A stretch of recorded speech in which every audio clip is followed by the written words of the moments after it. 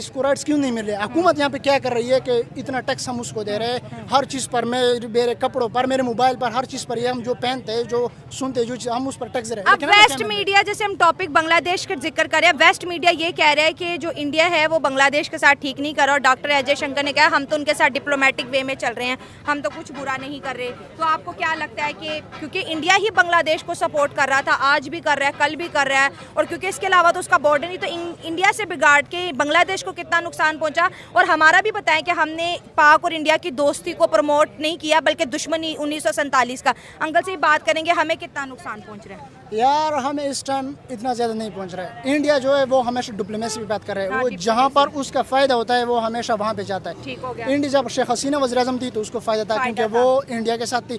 जो जमात इस्लामी है जो अभी उसकी हुकूमत बनने जा रही है, शायद ये अगले वोट में, हाँ वो इंडियन है, वो पाकिस्तान के साथ, ये ब्रिटेन के साथ उसके ताल्लुकात अच्छे करना चाहती है, अमेरिका के साथ उसके अच्छे ताल्लुकात नहीं है, ठीक है ना। तो इंडिया उसके हवाले से उससे बदला एक तरह से ले रही कि आपने शेख हसीना को क्यों हटा दिया, ठीक है ना। तो इसलिए वो उससे थोड़ा सा क्राइसिस वगैरह में गिर लेती है, तो शायद वो शेख हसीना को, मालदीव को किया था वो, जिस तरह मालदीव को, श्रीलंका को कर दिया, ये भूटान को कर दिया, नेपाल को कर दिया, ताकि वो दोबारा आ जाए और लोग उसको माफ कर दे कि यार आप फिर बैठ जाए, और लोग उसको भूल जाए कि यार जो क्रिटिकल हालात हुए थे, जो स्टूडेंट के साथ जुल्म हुआ था, जो तकरीबन 200-300 लोग मर गए थे, तो इस वजह से 1000 से ज्यादा स्टूडेंट की 1000 से ज्यादा, वो तो ये की रिकॉर्ड हो गई थी। एक ध्रुराटी है, एक मतलब यूट्यूबर है, वो कहते हैं कि ये तो सिर्फ रिकॉर्ड हो गई थी, जो बिना रिकॉर्ड जो लोगों को ज़बह किया गया था, जो लोगों को मतलब ये वो बगैर किसी हुकूमत के बताया भी नहीं था, उसको दफन कर गया था, वो तो पता भी नहीं है, शायद 10,000 और शायद 15,000, क्या पता। और लोगों का कुछ जुल्म भी नहीं होता, जो मतलब जो कॉन्स्टिट्यूशन उसने पास किया था, बिल पास किया था कि मतलब जो तकरीबन 60% जो कोटा है, 56% वो उस लोगों को मिलेगा जिसने पाकिस्तान के खिलाफ जो जंग में हिस्सा लिया था। तो वो कोटा वो कह रहे कब तक चले, वो तो उसने कहा कि चलो उसको मिल गया, उसके बच्चे को मिल गया। अच्छा उसको इतने कितने बच्चे आ रहे कि उसको मिल रहा है, मुफ्त में मिल रहा है। मैं तो वो मेरिट पे बात हुई ना, जैसे हमारे मुल्क पे आप बात करेंगे, जी जी जी क्या कहेंगे आज? अंकल आप एग्री कर रहे हैं? हाँ मैं सुन रहा हूँ उनकी बातें, मैं जी आप सवाल पूछे फिर मैं जवाब। मैं ये कह रही हूँ कि पाकिस्तान, क्योंकि मशरक़ी और मगरबी दोनों पाकिस्तान की बात कर रहे हैं, पाकिस्तान तो इकोनॉमिक क्राइसिस में था ही था।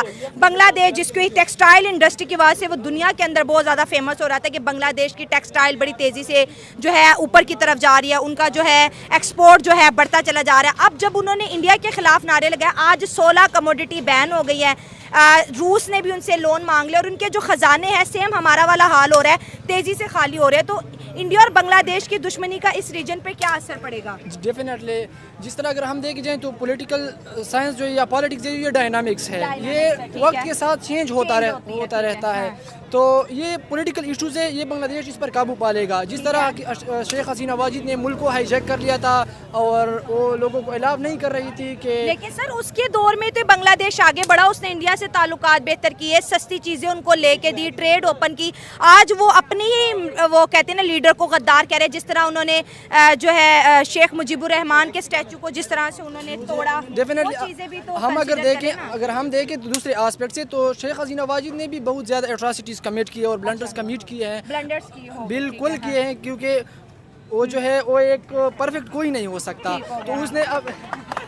तो इसने अपने चैनल में बहुत ज़्यादा वो की है, कमिट की है ब्लंडर्स। तो जब आप ब्लंडर्स कमिट करेंगे और आप लोगों को जो है ना वो नहीं करने देंगे अपनी आवाज़ और आप फ्रीडम ऑफ स्पीच को, बांग्लादेश के अंदर जो हुआ लेकिन उन्होंने एंटी इंडिया के जो नारे लगाए उससे उनकी इकोनॉमी डगमगा रही है। कहते हैं बांग्लादेश कंग्लादेश बनने वाला है। डेफिनेटली इंडिया के साथ पंगा लेना कोई आसान बात है? इतनी बड़ी मार्केट नहीं बिल्कुल नहीं। India is the 5th largest country economically, और एशिया को जो है ना वो अब डोमिनेट कर रही है इकोनॉमिकली और पॉलिटिकली। तो इंडिया से पंगा लेना जो है ना उसको बहुत महंगा पड़ेगा। इट्स नॉट इजी, बिकॉज अगर हम देखें हम भी इंडिया से पंगा ले रहे हैं तो हम कहाँ पे खड़े हैं?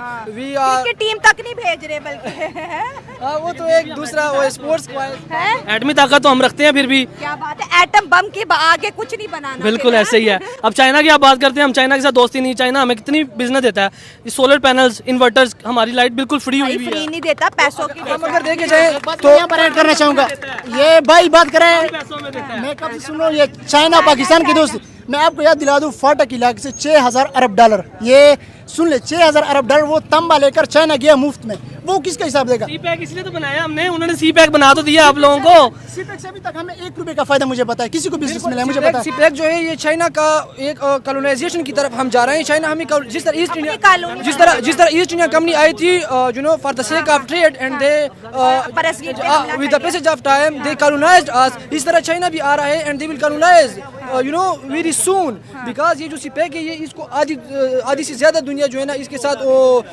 ट्रेड करेगी थ्रू सी पैक, और ये हमें कॉलोनाइज करेंगे। ये चाइना जो है ना ये कोई हमारे लिए बेनिफिशियल नहीं है, ये हम इससे कोई फायदा नहीं है। मैं यहाँ पर ऐड करना चाहूँगा, आप चाइना के देखिए, चाइना की एक पॉलिसी है कि वो जिस मुल्क को कर्जा देता है वो फिर क्राइसिस में जाता है। जब से श्रीलंका को दिया उसका बेड़ा गर्क, उसका बेड़ा गर्क, पाकिस्तान को दिया पाकिस्तान का बेड़ा, तो पहले से भी गर्क है लेकिन अब ज्यादा हो गया। वो जो है ना वो इंटरेस्ट रेट जो जिस पर लगाते हैं उसको फिर कम नहीं करता, जिस तरह सऊदी अरब हमें कर्जा देता है फिर कहता है कि चलो यार ये इंटरेस्ट छोड़ दो, माफ भी कर देता है सऊदी अरब। लेकिन चाइना बादशाह जो है ना वो ये कभी नहीं करेगा और ना करता है, उसकी ये आदत नहीं है, क्योंकि just they want to exploit the states you know third world state, और ये सब जो हेजमोनिक पावर्स है वर्ल्ड में ये सब ये काम कर रहे हैं। अब अगर हम पाकिस्तान की बात लास्ट करें, क्योंकि आप बहुत अच्छी बातें कर रहे हैं, ऑथेंटिक कर रहे हैं, विद प्रूफ बात कर रहे हैं, अगर हम अफगानिस्तान की बात करें या फिर इंडिया की बात करें, दोनों के साथ आजकल हमारे कोई अच्छा डिप्लोमेटिक रिलेशनशिप नहीं है, आपको क्या लगता है फ्यूचर? नमस्कार दोस्तों, आप सभी का इस वीडियो में स्वागत है। तो दोस्तों इन दिनों जो पाकिस्तान की जनता है और जो बांग्लादेश की जनता है वो इस समय जो वहाँ का रहन सहन है दोनों देशों का सही नहीं चल रहा है, क्योंकि इन दिनों बांग्लादेश और पाकिस्तान से खटपट चल रहा है, क्योंकि जो भी बिजनेस पाकिस्तान बांग्लादेश के साथ करता था अब वो बंद होने वाला है, और बांग्लादेश भी पाकिस्तान के साथ कोई भी अब बिजनेस डील नहीं करेगा। और वहीं बात करते हैं भारत की, तो भारत और बांग्लादेश के बीच जो अभी झगड़े हुए हैं उससे काफ़ी ज़्यादा भारत और बांग्लादेश को लेकर तनाव पैदा हुआ है। और लगभग आपको बता दें कि जो बांग्लादेश के जितने भी व्यापारी हैं लगभग वो भारत के ही हैं, और लगभग 60% से भी ज़्यादा व्यापारी भारत से ही हैं जो बांग्लादेश में अपना बिजनेस करते हैं। तो हमारा मानना यह है कि वो जो बांग्लादेश के साथ अपना संबंध बनाए हैं वो जल्द ही समाप्त हो जाएगा, और पाकिस्तान बांग्लादेश का भी संबंध सही तरीके से नहीं रहेगा। बाकी वीडियो में देखिए आप। मरवत को छोड़े हम विद इन 3 मंथ जो है ना पीस लेकर आएंगे, और जो है ना लकी मरवत को हम टेररिस्ट दहशतगर्दों से पाक करेंगे। तो ये जो है ना अभी आज अगर इंडिया मतलब अगर बॉर्डर की बात करें, आपकी बात ठीक है कि बांग्लादेश के साथ सिर्फ और सिर्फ इंडिया का बॉर्डर लगता है, दूसरी जानिब म्यांमार है, म्यांमार की मिसाल ऐसे है जैसे इंडिया और पाकिस्तान की दोनों एक दूसरे को बर्दाश्त नहीं करते। अब जो कंडीशंस हो रही है कि 16 आइटम जो है जिसमें प्याज की हर तरह की कमोडिटी, चावल बहुत इंपॉर्टेंट चीज़ है, ये जो बैन होने जा रहा है। डॉक्टर एस जयशंकर से भी किसी ने पूछा कि भारत जो बांग्लादेश के साथ कर रहा है वो ठीक नहीं, उन्होंने कहा कि हम जो है ना बांग्लादेश को डिप्लोमेटिक वे में जो है डील कर रहे हैं, लेकिन उनके जो खजाने हैं बांग्लादेश के वो बड़ी तेज़ी से जो है डाउनफॉल का शिकार हो रहे हैं। देखिए आज से 3 महीने पहले 4 महीने पीछे चले जाएं तो बांग्लादेश बड़ी तरक्की कर रहा था, ठीक ठाक, पाकिस्तान से आगे था, टेक्सटाइल में आगे था। हमारे आधी टेक्सटाइल के जो कारखाने हैं बांग्लादेश में अभी भी लगे हुए, ठीक है, फैसलाबाद से गए थे, वो बिल्कुल ठीक था। जब अब देखें ना पाकिस्तान का भी यही मसला है, ज़रा सी कोई मतलब शरारत होती है, ज़रा सा कोई आवाम को दुख पहुंचता है तो उसको उल्टा कर देते हैं हुकूमत को। अगर उसको ना हसीना वाजिद के एहसान भी तो बहुत है ना, कहाँ पे उसने पहुँचाया अकेली लड़की ने बेचारी ने। हसीना वाजिद को कहते थे ये तो मोदी की पपेट है इसलिए इसको हटाया। नहीं, पपेट नहीं है, देखें एक कोई कानून है, उनका कोई तरीक़ेकार था।